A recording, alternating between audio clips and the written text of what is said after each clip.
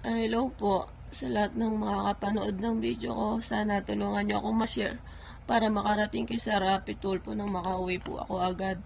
Nandito po ako ngayon sa Riyadh. Almost 5 years na ako nagwo-work dito sa employer ko. 3 months na po ako halos dinudugo. Halos nahihilo na ako. Hindi ko rin po. Kasi almost hindi umi-stop yung pagbi-bleeding ko. Pina-check up naman nila ako. Sabi po ng doktor sa akin, may maliit na bukol ako sa side sa kabilang mattress ko. Kaya yun ang nagkukos ng heavy bleeding. Binigyan naman nila ako ng gamot pang 2 weeks. Almost magto 2 weeks na ako may inom ng gamot. Hindi pa rin natitigil siya. Kaya nagtitrigger ako, nahihirapan ako magtrabaho, bumangon, nahihilo ko. Nagpaalam ako sa amo ko.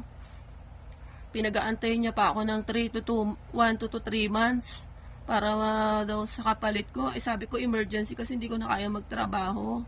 Ang sagot lang sa akin ng amo ko, hindi, normal lang yan. Kaya sana po sa lahat ng makakapanood ng video ko, tulungan niyo po ako malapit kay sa Rapid Tulfo to para makauwi po ako agad.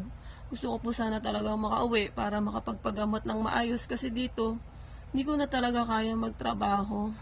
Nahihirapan na ako. Alos araw-araw, nakikiusap ako sa amo ko na pauwiin ako agad ng maaga. Wala. Hindi naman po siya nakikinig. Nagiiyakan lang kami. Nahihirapan na talaga ako. Pag di naman ako nagtrabaho, wala naman din Diyos. Tinatawag din nila ako.